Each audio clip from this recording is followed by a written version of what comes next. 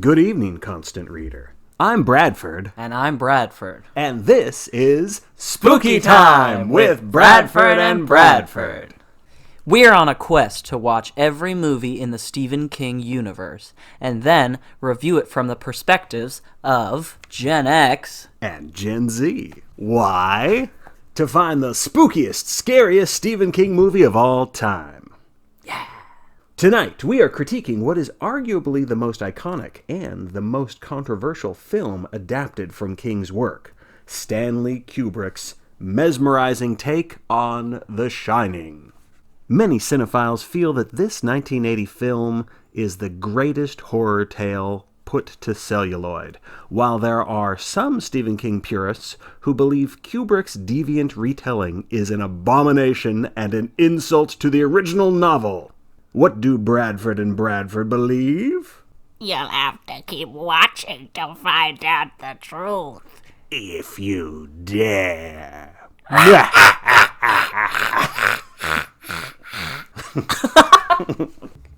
good. Yeah.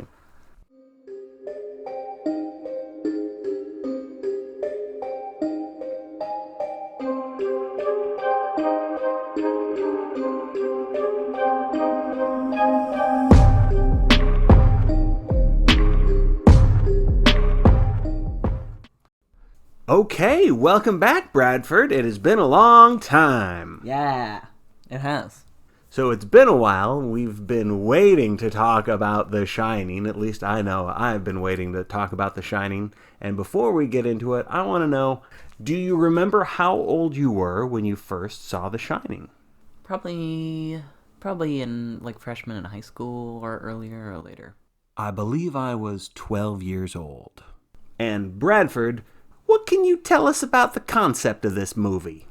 Well, I'm sure this is not my original idea, but I've heard it said that the book, The Shining, is very hot. I know what you're going to say, and the movie is very cold. Ooh, burn. The story is very different between the two, but it's different for reasons that benefit both mediums. Because I think in 1980, it would have been very difficult for Kubrick to make some of the book elements, like the topiary animals, scary. Yeah, if I saw a little claymation topiary, that would be charming. But as far as the movie goes, here's a brief recap of the plot. We've got the Torrance family, and they're going to be spending the winter up at the Overlook Hotel. Jack Torrance is going to be the caretaker, and they are going to be stranded there once the snow starts to fall. Little Danny Torrance has something that we call the Shine. He seems to have some psychic ESP powers. This hotel, the Overlook, is creepy and has ghosts in it, but it seems like because Danny has this shine, these ghosts, whatever this evil presence is, they really come to life, and bad things are going to be happening. And the only other character besides the family really is Dick Halloran. Yeah. Like, we talked to the guy with the big tie at the Stuart beginning. Ullman, right? Yeah, Stuart Ullman, but he's not really a character. He helps us with some exposition. Yes. Dick Halloran helps us with a lot of exposition, too, to let us know that's like, yep, I have the shine, you've got the shine. You're going to see spooky things, but they can't hurt you, right? That's what Dick says, because he doesn't realize that this little boy is more powerful with the shine. And here's my theory on how this works. It feels like because Danny is so powerful in the shine, so acute. Yes, that it seems like the ghost or the spirit or the evil is more activated and therefore can do things like open up doors or choke people. It seemed, especially in the book, it's mentioned that it is fully awakened, or like has the capacity to fully awaken after centuries of sort of dormant ghosts. Yeah. What about the Grady twins? Are the Grady twins killed by their dad because the dad has been lured by the hotel and the ghosts in the same way? Or was it more just a case of cabin fever? I think it's possible that Grady had the Shining, like in a lesser extent.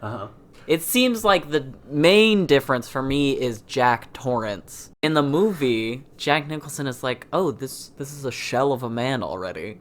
This guy sucks. This guy's insane in the interview. In the interview, he's creepy, but when he's driving in their little car up the hill, he's also creepy. He's creepy there. He's creepy the whole... I never don't see him creepy. The kid's saying things like, what's going to happen here? He's like, yeah, we're going. We're going to have a nice time. See, we're all having a good time. I'm such a great father. It would be a shame if I declined.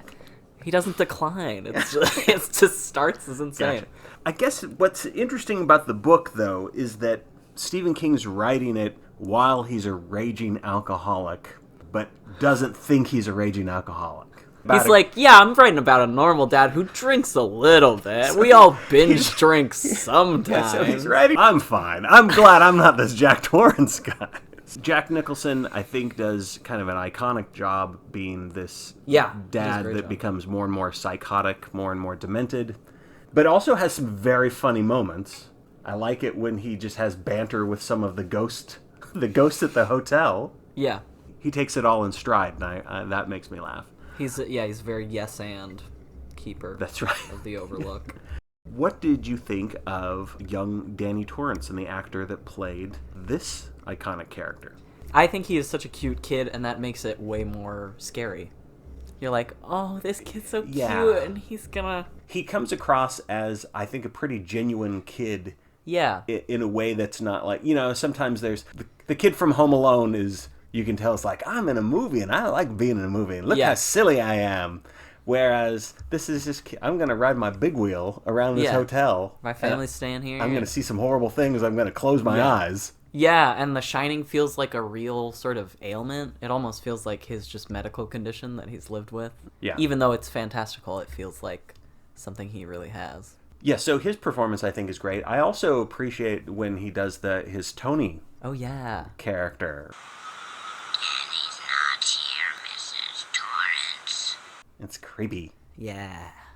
And Shelley Duvall's performance. What are your thoughts? Well, I will start then. I think she does a great job. Yeah. Bradford and I were talking. At what cost? Yeah, Bradford and I were talking about the history of this performance. It's sort of a notorious film because on the set they really treated her pretty brutally. It sounds like that Kubrick kept making her do take after take after take after take. Yeah, it seems like there was a lot of intensity on set, and that makes a lot of sense because it's a creative endeavor, and you want to be meticulous with your film. But also, Shelley Duvall was, and I guess the little boy who plays Danny, were the only people who had to be in emotional distress for all of their work days all the time. Yeah. And it seems like there's no emotional support. Like maybe they should have had someone there. Yeah. The working conditions in general. Yeah. So I think when he is hacking at the door and she is screaming, I feel like this is a very believable performance. Yeah. Even though she was nominated for a Razzie for this performance. That is crazy. But I think she does a good job. And I also think, even though Stephen King, the author, feels like that this isn't the Wendy from his book, and that's correct. The Wendy in the book, more of a courageous spirit to Wendy when the chips are down. Mm-hmm. But I think that she is terrified, but also struggling to save her son. Feel the fear and do it anyway. That's right. And also the way she loves her husband. Yeah. Doesn't want to hit him with the baseball bat, but will if she has to. Right. Doesn't want to be in this situation where she's going to stab his hand. Yeah. But if that's what she has to do, that's what she does. Yeah. Talking about the concept and scariness, I feel like there's a lot of fantastical things in The Shining that I love, like ghosts and supernatural things happening. But really, it's like the point of view of this woman who does not have any history of the hotel. Just waking up one day where your son is bruised and the only other person in this giant place is your husband. Yeah. What do you do? Right? I think that's like one of the most scary from a practicality standpoint. That's right.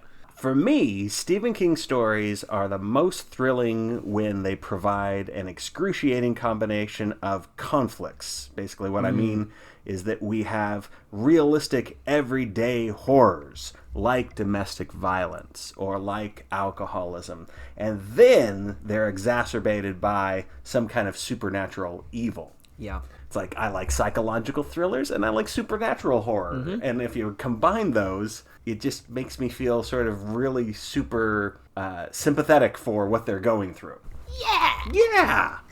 Back to the concept of the hotel. So there's a lot of ghosts hanging out here, and we see one of them smack dab in the middle of this film in room 237. And for me, as a kid, and also as a grown adult, this is one of the creepiest moments I've ever seen.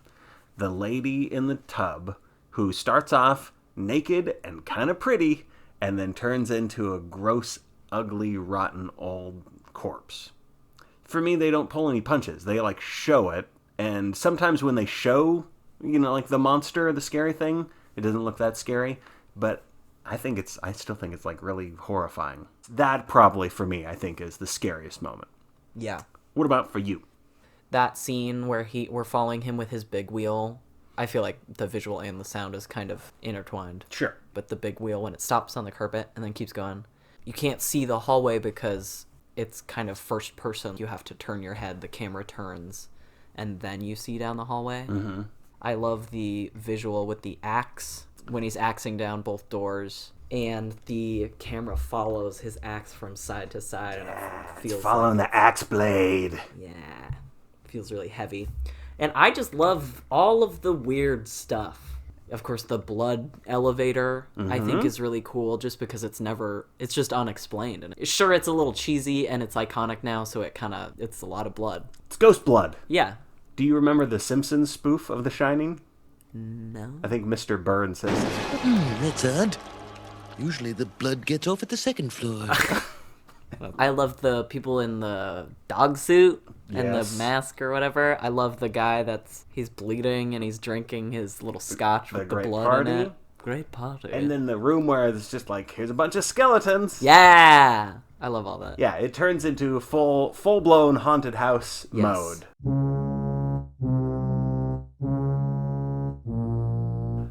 There's something called the Kubrick stare. Yeah, he's staring at his family it's implied that he's like looking at them in the maze while he's looking at the model.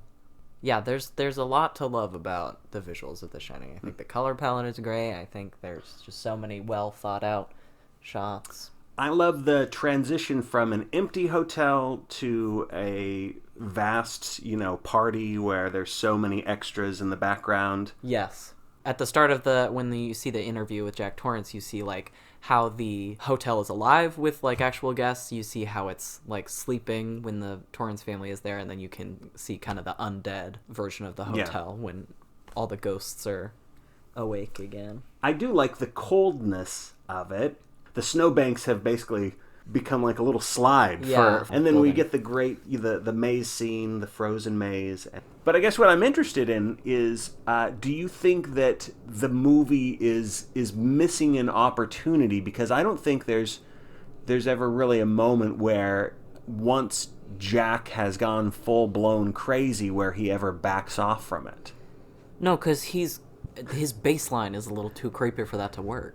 Yeah. Because if it was like he's full-blown, chasing him with an axe, and then he stops and he's like, Wait, I'm your normal dad again. It's like we wouldn't believe him. Fine. Yeah. So you don't think it would work? I don't If think he it just would said, work, like, because he's never Danny! a wholesome dad. So if he ever said, like, Danny, I'm sorry, run away. I can't fight it anymore, Danny. Maybe. There is a scene, though, where... He's holding his son. He's like, I love you, right? Yeah. I think that one is kind of cool because it's ambiguous. Like I think the creepiest parts are when he is talking about something that he once believed. I would never hurt my wife. I love you. But he says it while he's, about to hurt her. Like, I think that's when it's really creepy. Yeah. So when the scene with hugging his son, he's like, I'd never do anything to hurt you. I think it's creepy because it's ambiguous. Yeah.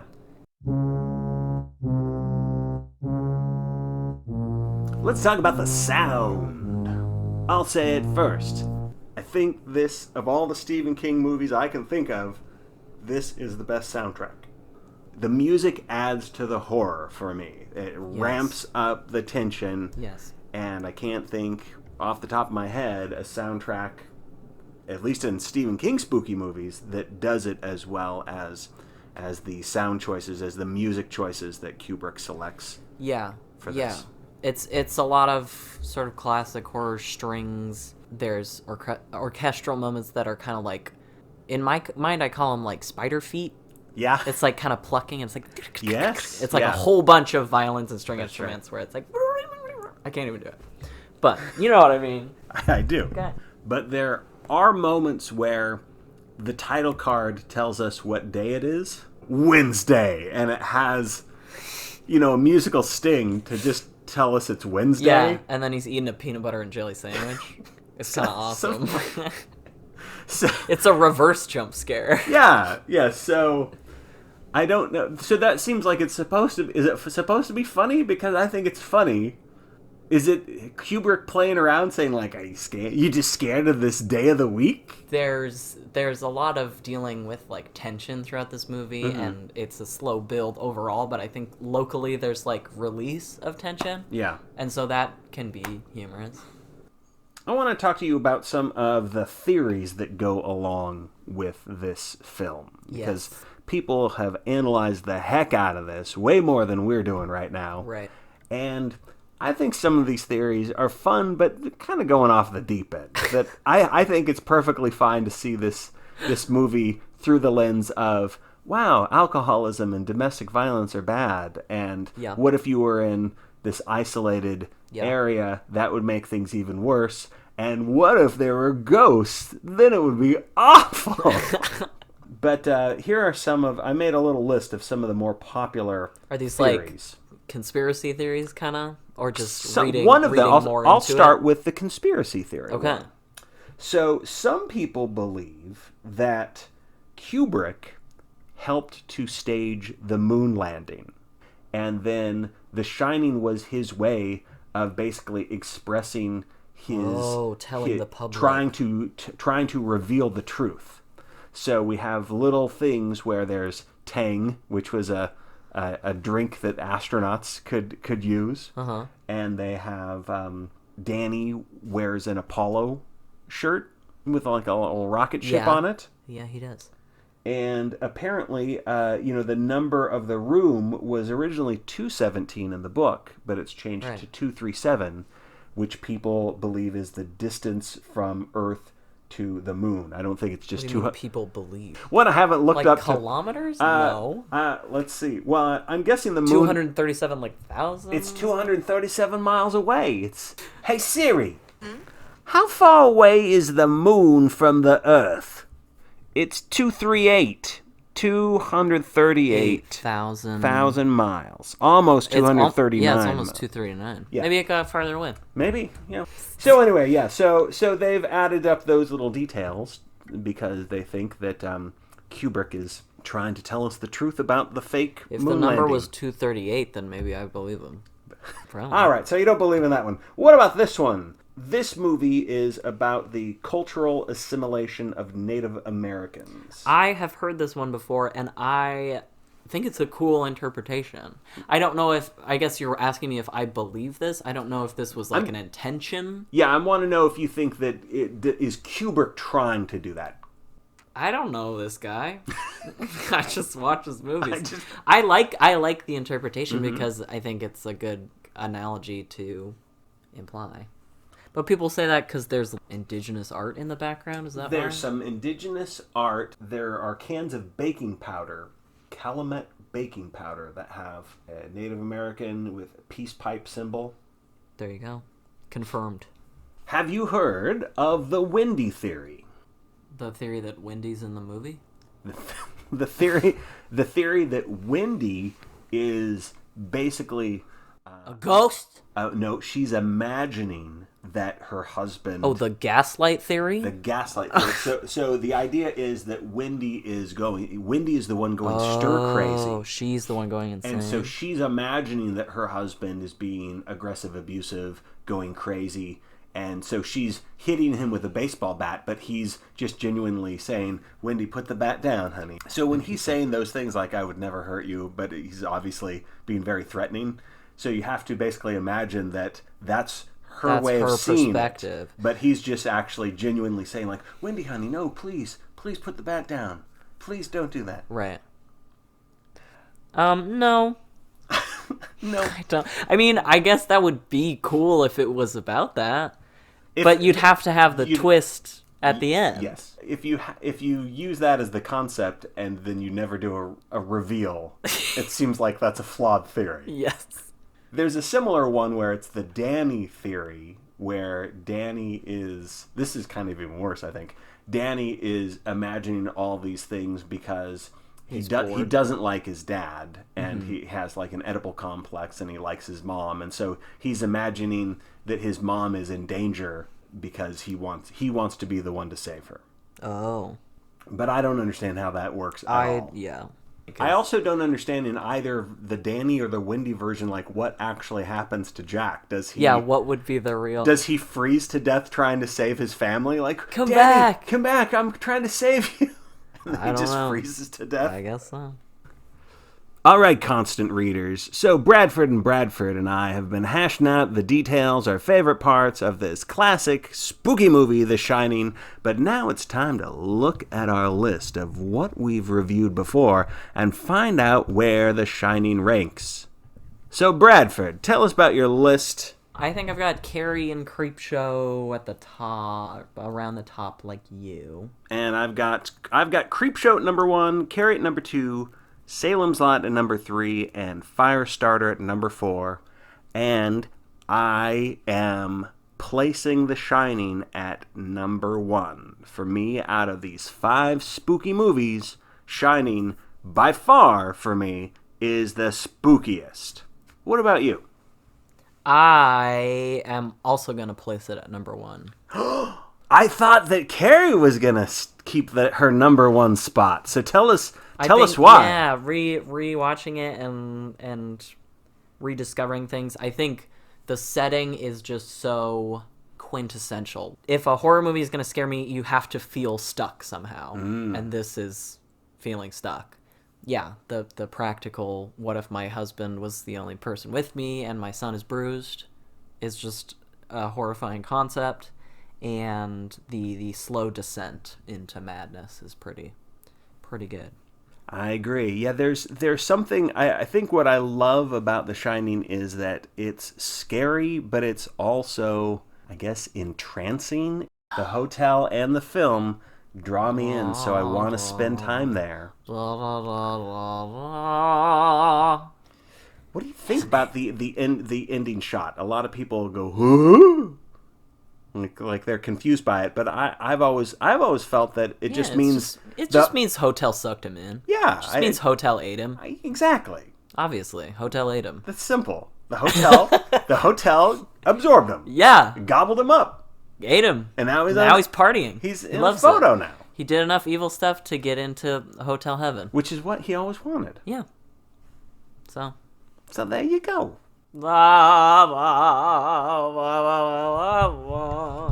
everybody, I'm Bradford. And I'm Bradford. And this has been Spooky Time with Bradford and Bradford. Midnight. You can use this as like play out music if you want. Da da dee dee doo doo doo. You should do it as your cat character. Meow meow meow. Meow meow meow meow meow meow meow. I'll do it as a clown. Ha ha. Meow meow meow meow meow. It's a really repetitive song.